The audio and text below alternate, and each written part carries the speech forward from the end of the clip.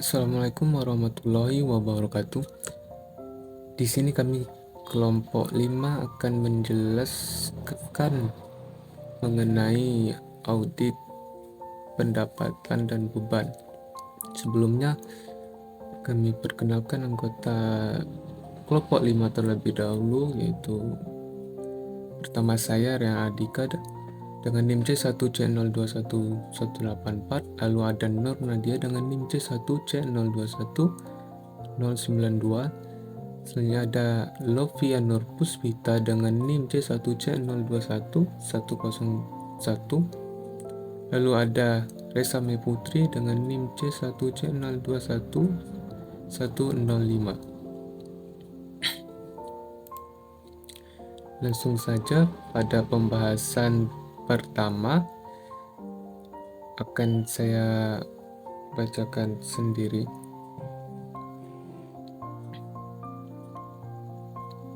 Di kertas kerja untuk audit pendapatan dan beban ini dapat dilihat pada buku 2 halaman 125. Kemudian nanti untuk pajak di halaman 127. Untuk informasi yang berhasil dihimpun berhubungan dengan masalah pendapatan dan beban, di sini ada masalah gaji, lalu PPh pasal 21 tersebut ditanggung oleh perusahaan dan telah dicatat oleh perusahaan pada akun beban lain-lain. Jadi di sini dicatat sebagai akun beban lain-lain sebesar 19.877.000. Berarti PPh ini ada perhitungan sesuai perhitungan pada versi buku ini. Harusnya PPh ini masuk ke dalam beban gaji karena ini merupakan bagian dari gaji yang dipotong dari gaji. Sedangkan di perusahaan dimasukkan dalam beban lain-lain. Maka untuk ini kita harus melakukan koreksi. Pertama, berdasarkan hasil pemeriksaan ditemukan adanya kesalahan catat atas PPh pasal 21 yang masuk ke dalam beban lain-lain. Maka untuk parenya dibuat dengan mendebit beban gaji dan mengkredit beban lain-lain senilai 19.877.000. Lalu yang kedua, berdasarkan pemeriksaan BBK, terdapat beban komisi penjualan selama tahun 2018 sebesar 60 juta atas nama perorangan dan bukan karyawan perusahaan, dicatat pada akun perjalanan dan akomodasi. Jadi ini diberikan kepada pihak luar. Jadi yang membantu itu adalah yang melaksanakan penjualan. Di sini dicatat sebagai biaya perjalanan dan akomodasi. Seharusnya tidak dilakukan seperti ini. Kita harus melakukan koreksi. Yang kedua, yaitu terjadi salah catat atas komisi yang dibayarkan kepada pihak lain. Ini harusnya dibayarkan kepada representasi. Koreksinya adalah mendebit jamuan dan representasi dan mengkredit perjalanan dinas dan akomodasi sebesar 60 juta.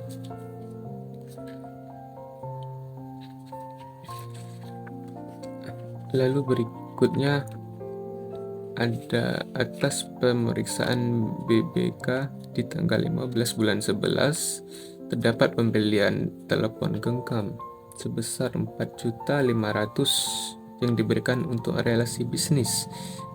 Dicatat oleh perusahaan pada akun perlengkapan kantor.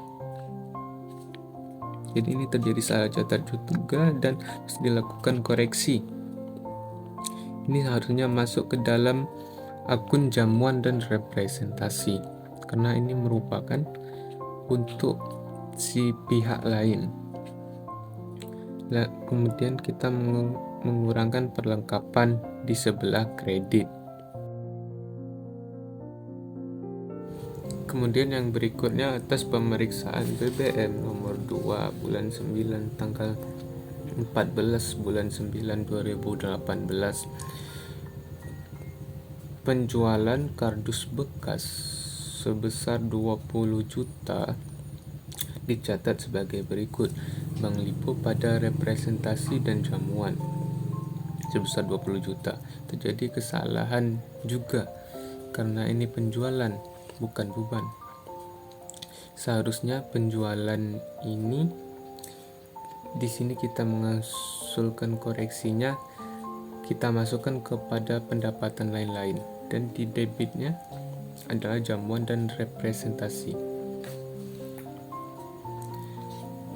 Mengapa di sini jamuan dan representasi? Karena kita mengoreksi jurnal yang telah diberikan. Jadi kita mengikut akun yang telah ada pada buku. Berdasarkan pemeriksaan BBK nomor 02/01 tanggal 5 Januari 2019 sebesar 100 juta rupiah untuk pembayaran ke rumah sakit atas pengobatan anak kandung Bapak Wensen yang merupakan beban tahun 2018. Dapat diusulkan akunnya kesejahteraan karyawan 10 juta rupiah di debit pada Bank Lopo 10 juta rupiah di kredit. Ini pengeluaran tahun 2019 tapi menjadi beban 2018. Maka dari itu, kita akan melakukan koreksi pencatatan yang 100 juta rupiah di 2018. Dapat kita usulkan biaya kesejahteraan karyawan tahun 2018 yang dicatat tahun 2019, yaitu akunnya kesejahteraan karyawan pada beban yang masih harus dibayar senilai 100 juta rupiah. Selanjutnya, atas pemeriksaan beban jasa profesional, diketahui bahwa perusahaan belum melakukan pembayaran atas kewajiban PPh 23 untuk jasa akuntan. Terdapat PPh yang belum dibayarkan oleh PT Sugus. Di sini akan membuat jurnal belum dilakukan pembayaran atas PPh 23 jasa akuntan, yaitu jasa profesional pada utang PPh 23 senilai Rp400.000. Selanjutnya di halaman 129 itu ada kertas, kita akan membuat kertas kerja, yaitu jumlah itu terdapat nama karyawan, masa kerja, status penghasilan bruto atau tahun, THR. Itu kita mengambil data di buku 1 halaman 172. Nah, untuk menghitung total penghasilan bruto itu diperoleh dari jumlah gaji ditambah THR. Maka dapatlah hasil penghasilan bruto. Dalam perhitungan PPh pasal 21 ada potong-potongan yang harus dikeluarkan. Ya, yang pertama itu biaya jabatan. Biaya jabatan itu senilai 5% atau maksimal 6 juta. Jika 5% dapatnya lebih dari 6 juta, maka yang kita hitung itu 6 jutanya. Kemudian untuk BPJS perhitungannya berdasarkan persentase, yaitu 5% dari penghasilan bruto. Untuk BPJS dan pensiunan, datanya dapat dilihat dari buku 1 halaman 208. Ada biaya PHP yang ditanggung dan iuran PHP yang diartikan sebagai pengurang. Jadi kita masukkan yang pertama untuk diestri sebesar Rp7.215.000. Berikutnya ada Wanson sebesar Rp3.848.000. Untuk datanya seterusnya ada di modul 1, buku 1 modul 8. Untuk data diestri modul 8 halaman 208, data Wanson di modul 8 halaman 209, dan data Sugeng di modul 8 halaman 210. Data Yadi di modul 8 halaman 211, dan untuk data Daniel di halaman 212. Jadi semua data berdasarkan yang memiliki bukti pemotongan. Kemudian untuk jumlah pemotongan caranya dengan menjumlahkan biaya jabatan ditambah dengan pensiun BPJS. Jadi untuk jumlah potongan diestri dengan cara menjumlahkan biaya jabatan dengan pensiun BPJS. Begitupun untuk seterusnya dari diestri sampai pada Iwan, sehingga diperoleh penghasilan neto, yaitu penghasilan neto didapat dari jumlah penghasilan bruto dikurangi dengan jumlah potongan. Untuk PTKP ada beberapa jenis, diantaranya yang pertama ada wajib pajak belum kawin, wajib pajak kawin, wajib pajak mempunyai anak 1, anak 2, dan anak 3. Untuk status yang tidak kawin, PTKP-nya sebesar 54 juta rupiah. Kawin tapi belum punya anak, PTKP-nya sebesar 58.500.000 rupiah karena tanggungan ditambah dengan 9 juta rupiah.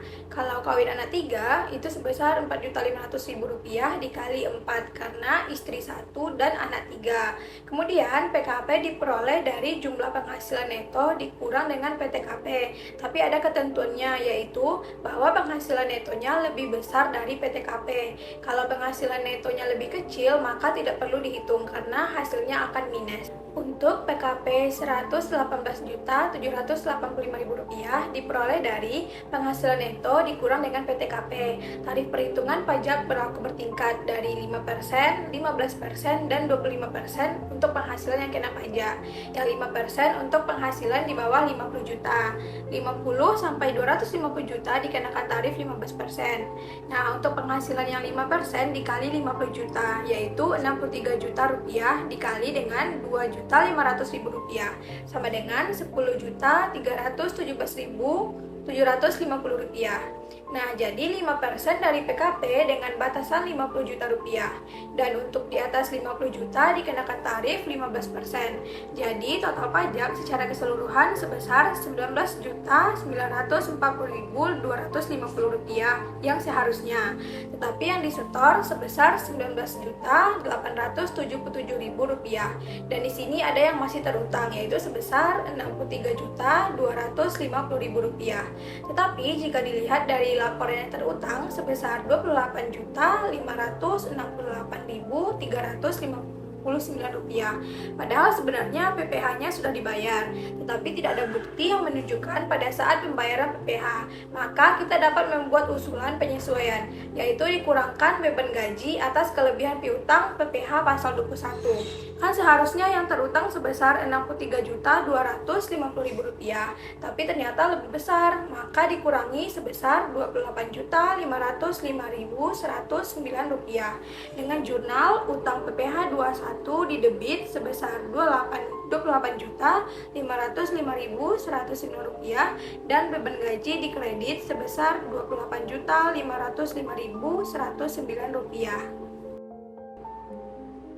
Berdasarkan data buku 1, di sini ada disebutkan bahwa utang PPh Badan pasal 25 bulan Desember yaitu sebesar 45 juta, SPT Badan 2018 580 juta 627.892 rupiah yang menjadi PPh terutang. Tapi jika kita lihat di buku 2 modul 8, PPh terutangnya terlalu besar, yaitu sebesar 983.066.800 rupiah. Berarti ini harus dikoreksi. Cara mengoreksinya, di sini akan mengurangkan atas PPh yang terutang dan kita masukkan ke dalam beban pajak. Jadi mengurangi pajak penghasilan karena kita tidak tahu pada saat pembayaran pajak tersebut dibebankan ke akun yang mana.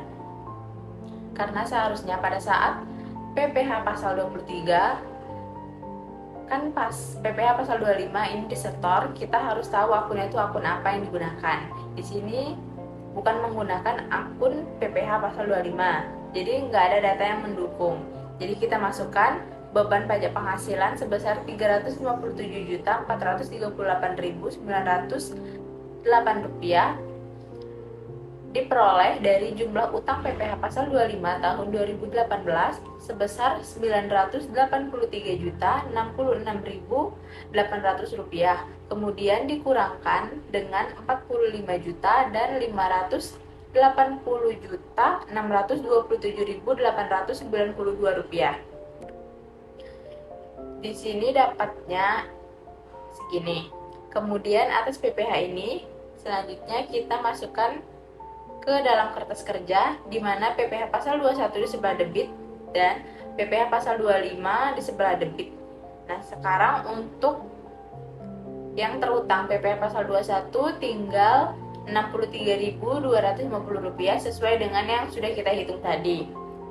Kemudian yang kedua untuk PPh pasal 25 tinggal Rp625.627.892 sama dengan perhitungan 45 juta ditambah dengan Rp580.627.892.